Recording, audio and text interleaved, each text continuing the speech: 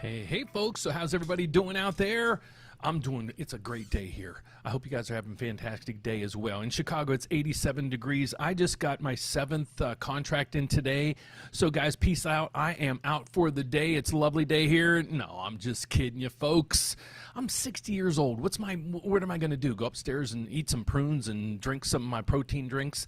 So I'm at it, folks. So let's get over to today's news. Well, what I want to do in today's video, I want to recap what we've seen for the day, what we're going to see next week, and just try to make sense of all this for you guys. Because if you're watching this video, like I always say, you're most likely looking to buy or refinance. You're trying to make sense of where mortgage rates are going, and that's why I try to come on here on a daily basis and a weekly basis to help you with those with that information. We also talk about Stock Talk Tuesday. So even though I got all those contracts in and it's 80 degrees here in Chicago and my pool's looking good, when you go over to the stock market, it's not looking too good. So this is that stock portfolio that we follow. So if you follow me here on the rate update, we do Stock Talk Tuesday, and we just talk stocks and bonds and how do you invest. So when you're looking at some good days when you got those contracts coming in, then you look at this, it's like, okay, get you humble again, so you go back to the drawing board. So without further ado, folks, let's get over to what we're seeing in the markets today. So it's a mixed bag of goods right now.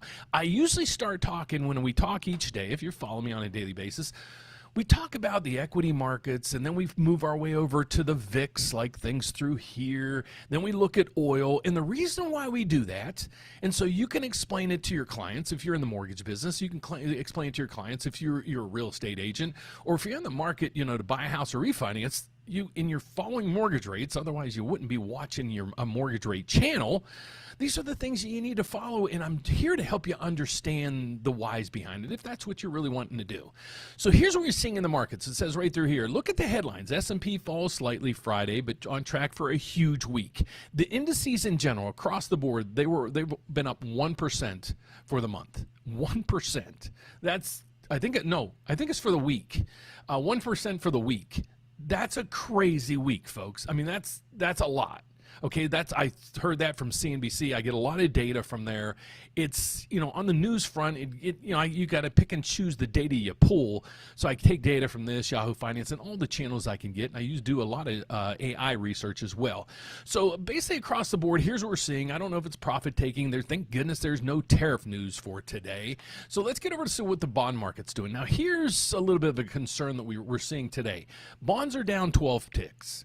Okay, and already a couple mortgage lenders, not a lot, they've already repriced, and they're not repricing for the better. They're actually pushing rates up a little bit today. So again, if you're new to the channel, I want to focus in on some of these new parts that'll be new to you, some of the things you might not understand. We talk here about, when we talk bonds, we talk MBSs, and the MBS means this is a mortgage bond. We sometimes refer to the 10-year Treasury because that's what a lot of mainstream media has, but you really want to focus in on the MBS market if you're really trying to focus in on where mortgage rates are going. So the difference between these two, you're going to see there's a huge difference. This one says 4.3, this one says 100. Why is there an extreme difference? Well, this is the price of a bond, and this here is actually the rate. So you have to figure out, okay, with this adjustment, what happened to the rate? Well, you basically look at it this way. There's an inverse relationship. As the price goes up, rates would come down. In this case, prices went down. Well, rates got worse. If you could see me highlight over there, see it worse, worse, worse. So that's what's happening today. When they say worse, and we're not talking, went from 6 to 7. We're basically talking there might not even be a real adjustment on your side of it. We get every little increment change, but no, there we go. We saw rates between when I reposted last and about half hour ago to now, rates went up 0.02%. Okay, so let me explain these to you too if you really want to focus, understand mortgage rates. Mortgage rates, they trade in increments of 8s. So when you see a rate at 6.58, you're really not going to get a rate at 6.58 in most cases. In this case, it would be, if it's in eighths, it would be 6.5. And if it went up a little bit, it would be 6.625 and so forth. But I've been saying the rates, in Q3 of this year, we should hit 6.5 when we hit it. So now let's focus in on where we're going to go from there. Okay, so that's what you're here for. So to do that, let's look at this week's economic calendar to kind of get a footprint of where we kind of are and the numbers that we saw this week and why things that happened. But just so you know, on the 10-year Treasury, basically mortgage rates didn't move for the whole week, even with all this happening up until today, and I'll give you how it was affected today.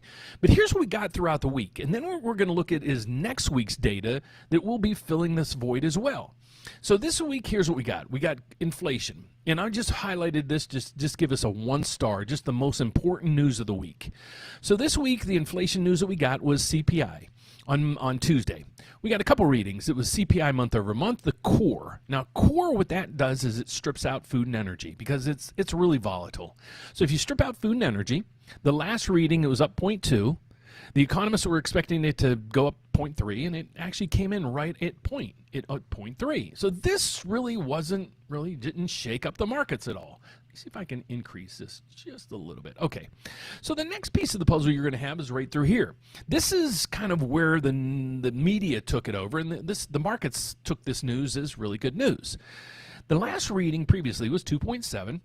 It was expected to come in at 2.8. It came in at 2.7, and they're like, okay, where's all the tariff inflation? And this is year over year. So let's go month over month because that's where you'd see the biggest jump in that. So the last reading there was 0.3. They expected it to come in at 0.2, and it came in at 0.2. So they're saying month over month it was better.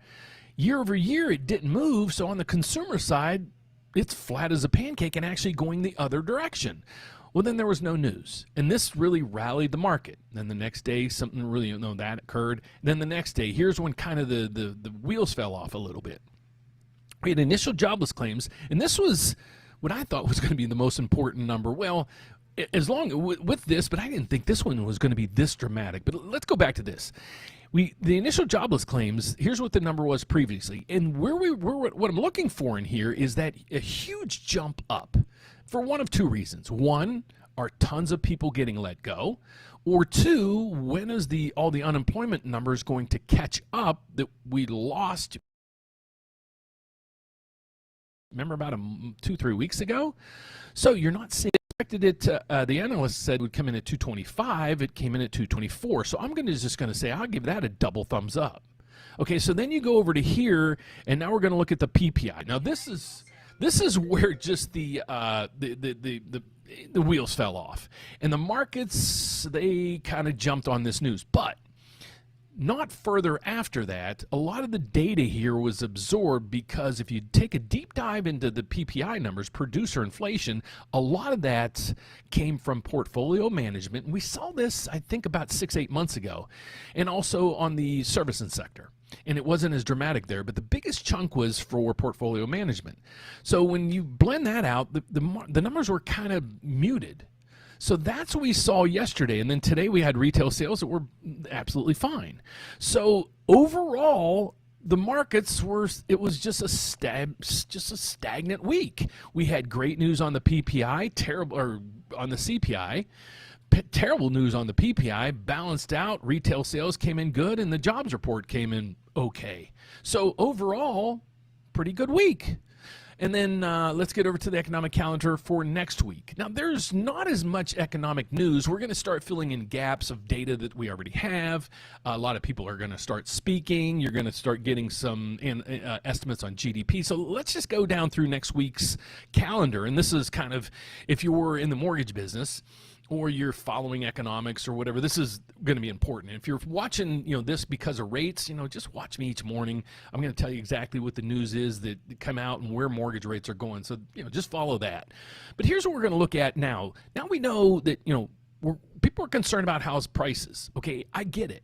But, if rates go down, folks, the prices of houses aren't going to go down. If rates go up like we saw, they're at 6.5 now. Remember about year and a half ago, there were 8. Okay, what happened to home prices?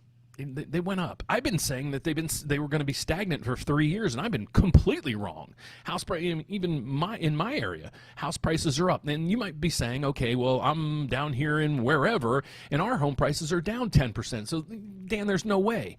Well, look at the estimates through the whole nation. If you get all the estimates, their housing prices are up, like, say, 1 or 2%. Okay, so if your market's down 10, well, another market's got to be up 10, because if let's say the neutral rate is, it's the national rate up 1 or 2, well, something's got to be pulling up the markets that are down. Think about it that way maybe sometimes, folks. So so let's get over to that. What do we need? We need more inventory. We need more homes. Okay, and we need more homes for sale. How are we going to get that? Well, building permits, housing starts. We're going to get all that on Tuesday.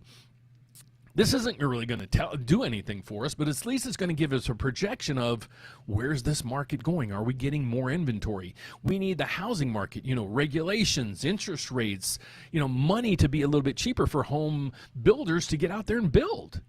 So hopefully the regulation piece starts to come down. Atlanta Fed GDP, they're going to give us, what their estimates are. It's not even on the board yet today, on that day. So then Wednesday, what are we going to get? Well, you're going to have a Fed official speaking. You're going to have a 20-year auction. This is going to start giving us some direction on where these yields are going. So here's a rate on a bond at 4.93. Now I did a video, I think it was Wednesday, a live event saying, when are rates going to hit 5%? Well, never if the 20-year bond, this is a Treasury bond. Okay, if you can buy a 20-year Treasury bond at 4.9% yield, who in their right mind would buy a mortgage bond? And this is why mortgage rates are higher than 5%. So if you can buy a government bond at 5%, mortgage rates are going to have to be at least 1.5%, 2% higher than this to gain any investors. Well, that's why you aren't going to see mortgage rates in the 5% range anytime soon. So a lot of these things are kind of controlled by the Fed, and I'm going to show you a yield chart here in a second so you can understand why short-term rates need to come down to basically balance out all these markets. And then again, you're starting to see more. You're going to get the Federal Reserve's meetings. When you see FOMC, that means the Federal Reserve. You're going to have a Federal Reserve member, Bostic, speaking that day.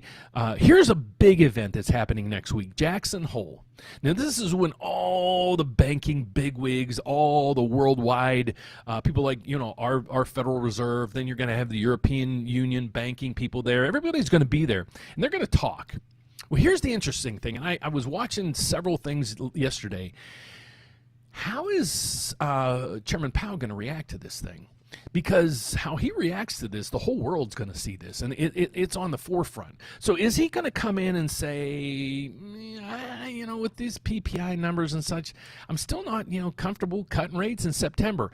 The markets are going to go crazy. Okay, the markets are going to plummet because everybody, if you go to the I don't know if I have it up here yet. I probably do. Let's go over to nope, that's a yield curve. I think I got it here. Sorry. I got all kind of tabs open.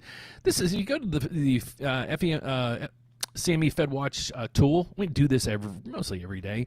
It gives us projections of what the Federal Reserve is going to do. If you go down through here, let's go to probability and see what the probability in the next meeting is. Now this, folks, 2 days ago, this was 99 point something. Now it's down to 80. So did today's retail sales change anything? Did yesterday's PPI numbers change something? What changed this? Why are these numbers starting to go down? Okay, so now as the markets see this, they're getting a little more skittish. Okay, so that's what we're contending with in the background. We don't know how this is what I think is going to happen in the background, because I've watched a lot of analysts over the last 24 hours, and they're saying, however Powell reacts at Jackson Hole could be a game changer.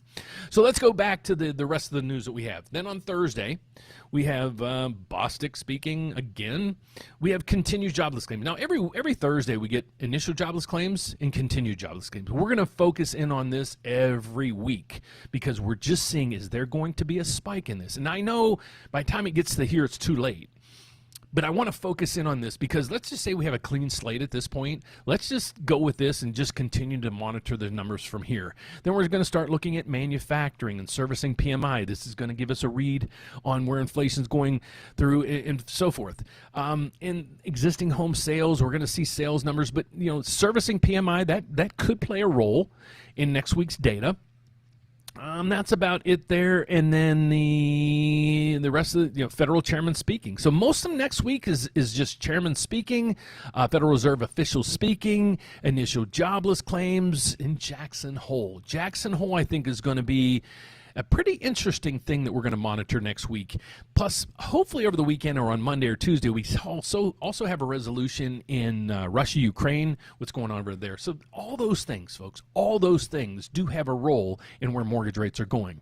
Okay, so now let's look at this. Here's going to be the biggest news that you're going to be focused in on over the next who knows how long. Who will be the next pick for the federal chairman, and then Federal Reserve person, he's noting all these. You're going to hear all these things now because this is the talking point until we get more news on tariffs, I guess. So that's going to be the talking points that you're going to see continuously over and over. Trump greets Putin. Here it is. So the summit has started. We're going to keep an eye on that because, again, worldwide uncertainty is also, causing ripple effects in rates and in the markets and everything else as well. Okay, so let's get over to another thing. While I'm on this page, I just want to show you guys, we focus in on this page every day. The reason being is this kind of gives us the Federal Reserve data at one point, on one website. It gives us the federal funds rate, the rate they control. It gives us the two reasons why they were created, was to keep prices in check, aka inflation, and then also keep employment at maximum employment or full employment. 4.2 is technically what they call full employment. So right now we have full employment, PCE or inflation that's inflated higher than the 2% the Federal Reserve wants, and this is going to be on the agenda for a while until we see a 2% print, and then the GDP. Where's GDP going? If you start seeing this really retracting, that's not good news. So right now with the positive 3% GDP, these numbers look fantastic. Okay, so that's what you're seeing. Now here's the dilemma with things, and I'm going to conclude it with this kind of. The yield curve, the front end of the yield curve. What is the Federal Reserve controls? Okay, folks, interest rates or mortgage rates aren't going to get to 5 anytime soon. We're hoping they get to, or 5%. They might get 5.99, they 5 something, but are we going to get all the way down to like 5.0? No. And I don't think we're going to get there in a while if we get there in a long term. I think right now we're going to be stuck around the 6.5 range until we get a catalyst that really pushes us over. But here's what I guess a normal yield curve is, and I want to explain this to you just so you understand it. Usually when you think about it, if you put money in a savings account, if you were old enough that you put money in a savings account 5, 6, 7 years ago, what kind of rate did you get? I mean, you'd be lucky to get, if you had a 0.5% interest, you were calling your friend saying, dude, this bank's paying 0.5% interest. Now you're seeing, even bonds that we showed up on the thing getting 4 or 5%. That's secure money. That is no risk involved. And that's how it should be. If you're going to put your money in an asset that's 100% secure, you really shouldn't get much of a return because you're going to get your money back. So it's like just plugging your money somewhere for a day and then getting it back. Okay, so the short end of the stick down through here should be really close to zero to a point. Okay, right now it's a little bit elevated, and I'll show you how elevated it is. But this is how a yield curve kind of should look. Over time, you're getting rewarded for tying up your money for a longer period of time. That's just investments, that's inflation, just how everything works. Well, this is 2015. Let's forward fast 10 years to today's date. So we're going to go to 2025. Now, keep a snapshot of that. Let's go to 2025. Look at the difference here. Whoa! Okay, what is this? All right, this is the federal funds rate. Okay, this isn't it, but this is what it's going to be basically tied to. If you see it right there, federal funds upper target or lower target, 4.25, upper target, 4.5. That's where this is. Well, they're not going to go down any lower if the federal funds rate is 4.25. So the interbanks, this is what interbanks charge each other. So if interbanks are charging each other 4.25%, they're not going to give you any less of a rate. So this is the reason. So, but I understand the Federal Reserve's doing this to cool down the economy. Well, I think the economy's cooling down, but have they overdone it? Have they put in the numbers too long? And that's the concern we have. So, And then you go to the FedWatch tool, and again, it's telling us now there's an 84% chance, but this is starting to dwindle. So I did do some notes in here, but you know what I'd rather do? I'd rather answer any questions you guys have. It's a Friday afternoon. Hopefully some of you guys join me. Who do we got here? We got Edward. Edward, I apologize if you've been sitting there for an hour, but I want nothing to do with politics. You know, I would really love to be in politics, but I think here's my analogy, and I probably should just shut up when it comes to politics and religion, is I think a lot of people do, well, hopefully they get into it with the right intentions. You know, a lot of people say, Dan, you're MAGA, you're this, you're that. Folks, I'm just a guy, you know, like any other guy like you out there, girl or whatever. I grew up in a small little town, had mom and dad. My dad worked in the steel mills. My mom was a housewife. I played sports in high school. You know, I went to I was the first person in my family to go to finish college. My dad was, you know, blessed to put me through college, got an economics degree, and I'm like, you know, I'm going to the big city. And I bought a car for $3,000, and I moved to Chicago. And my brother-in-law had a cousin that lived here, and he was good enough to take me in for a few months. And I found a job, and I stayed in Chicago, and there it is. I've been doing this for 36 years, and that's why I reach out to you guys just hoping to help. That's all. I grew up I went to public school. My dad didn't have a savings account. We never went on vacations. I get it to be poor, and I've been there. And so I figured if I educated myself, worked hard, to rely on myself, and try to do my best. And, you know, I've been blessed to be where I am, and so now I'm trying to just share with you guys. And one of the things I do, you know, even coming in here on a weekly basis, hopefully on Stock Talk Tuesdays, and try to help you guys understand this. Look what's happening today. I mean, the market's not a good market. And I'm not, you know, I don't hide and come in here and say, no, the market's bad today. Same thing on housing. Folks, if housing's going to crash, I'll tell you it's going to crash, where it's going to crash. I've been saying Austin's overpriced. You know, the western part of Florida, I have a buddy who's a contractor down there. He's like, dude, there's still houses that aren't repaired. So they're going to start just selling these things because people are tired of waiting for insurance money and FEMA money and everything else. So if the market's going to implode somewhere, folks, I'd be more than happy to tell you. I don't see it. You know, I called some of those areas. Same thing with rates. I've been doing this for 36 years. Do I know what's going to happen tomorrow? I don't. Neither does the Federal Reserve. Neither does, you know, all these analysts that come out on a daily basis. All I try to do is use my experiences and my, you know, what I know about the markets to help you guys guide you through it. That's it. You know, we talk stocks. I got no skin in the game, folks. I'm not a stockbroker. I have no benefits of this, but I want you to understand this. Kind of the same thing when it comes to mortgage rates and real estate. Folks, if your market's going to crash, if you want to give me your market, I'll be more than happy to say, here's my thoughts. But I don't know. You know, my neighbor sold his house next door to me, and it was sold for $50,000 more than I thought he got for it. And I was like, you got to be kidding me, because I finally saw it on the listing saying it's sold. I'm like, God bless you.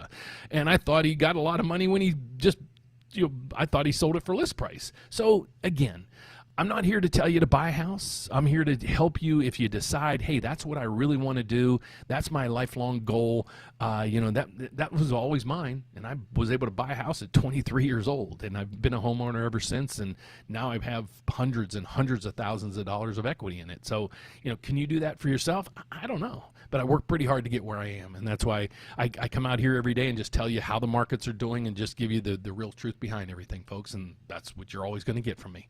So we have one. Let's see if we have any questions from people. We can do that. And then I'm going to give you just a recap of what my thoughts are and then kind of take it from there. So with Builder Flex Cash of $55,000, God bless you, man, doing a 2-1 buy down with yesterday's rate at 6.6 and $14K in lender fees on VA loan. Okay. Here's what I would do. You might be asking me a question. Use all your money to pay your fees, okay? And then all the excess money, do the biggest buy down you can. 2-1. If you don't have enough money to do a 2-1, do a 1-1. If you don't have enough money to do that, just do a 1 year, because rates are coming down. You know, if we were in an environment where they were just going to be stuck or going up, I'd be like, buy it down as far as you can. But we know we're in an environment where even, let's just go over back to this caption here. I think I still have it on the board. Right through here. Okay, so here's the who will Trump pick for the Fed chair? Okay, this person is going to vote for rate cuts. This person, rate cuts. There's another guy who works at Jeffries. Let me see if I can find him. And he's been wanting rate cuts for the past 6 months or a year. It's not in here. So these are the people in charge, or going to be in charge of the Fed here soon. So where do you think rates are going to go from here? They're going to go down. So I wouldn't spend a ton of money doing buy downs, and you're in great thoughts with the temporary buy down, but don't spend all that. Spend it on the fees. Get rid of all those fees. Use all that money. Might be inflated a little bit, but that's okay. You're getting $55,000. So use it all on the fees, and then anything else just load up. They might even be able to offer you, if there's enough money left over. How much money do you have? $14,000. So you have $40,000 left over. You might, I don't know what the loan amount is. You might be able to do a 3-to-1 buy down, and that'll give you even a lower rate. So use all that money, because if you don't use it, you're going to lose it. So that would be my advice on that. So let's get to my thoughts on this. I think this was kind of a recap, because I know I'm all over the board sometimes. But what I want you guys to take away from this is, next week the volatility should be down. Should be down. We're a tweet away from who knows what's going to happen. But I think a lot of things, think of where we've been even over the last week or two. We had CPI numbers come in, but just worldwide stuff. Did you see that submarines were off the coast of Alaska? Now China and submarines are off the coast of Alaska, things like that. In a normal market, the markets would be freaking out. But all we hear is, and I'll say things, the auto pen, or the Epstein thing, or the whatever the other headlines are going to be for the day. All these distractions, but what do you really want to know? Well, if you're really watching this channel, you want to know what's going on with these and the whys behind it, folks. So that is the show for today. So let me just recap it with this. If you guys are out there and you're watching and you're kind of new to the channel, or you need some assistance, like I said at the beginning of the video, I'm actually licensed in all 50 states as well as Puerto Rico. I'm a mortgage advisor, folks. So I work at a bank and trust that I'm licensed in all 50 states. But here's the unique thing about what we have here. I came up with this jingle. One application, one credit pool, and we're going to compare your loan to over 30 different lenders. Now, what do? Well, the reason, best way to explain this is, folks, we're like a broker, a large brokerage. So think of it as a bank, but also a broker. So I don't call us a broker, because actually we have a federal license, and we're a bank. So we're a federal licensed institution that can offer mortgages. So I'll leave it at that, because somebody says, Dan, you're not the federal bank. I'm not the federal bank, and I don't represent myself, hopefully, as that. So if you're out there and you're looking to buy or refinance, what we do here is, with one application, one credit pool, we're going to get you approved, and then what we're going to do is, what kind of rate can I get you here at the bank? But then I have 33 other lenders. I can look at their rates, their fees, their everything. If they're lower than mine, in many cases they're zero and the rates are much lower, I'm going to do it there. And I'll facilitate the whole transaction. There won't be any fee for you for this. So if you want to really find out how all this works, is think of it. You ever worked with a broker? We do exactly the same thing. So to get involved with this, just go to therateupdate.com to find out more about us. Just here's where you go.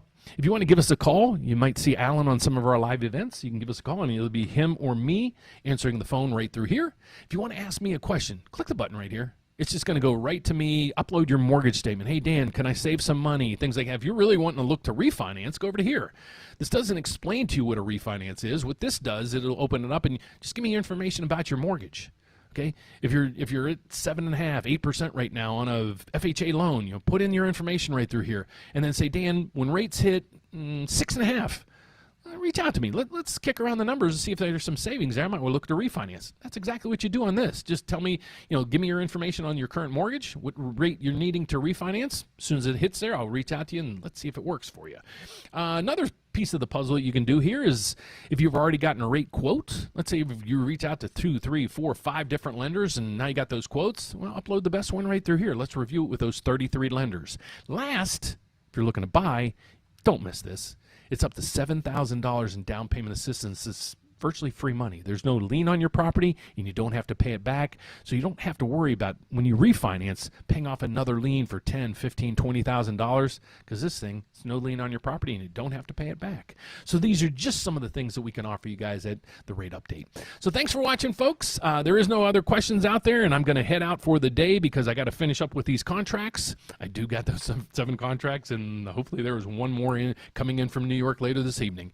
So I'll be working late this evening and probably into the weekend. So I hope you enjoy the weekend. Enjoy it out there. God bless. Be safe. If you need any help when it comes to buying or refinancing, hopefully we could be your choice. So thanks again, and be safe out there, folks. That's all I'm asking you to do this weekend. And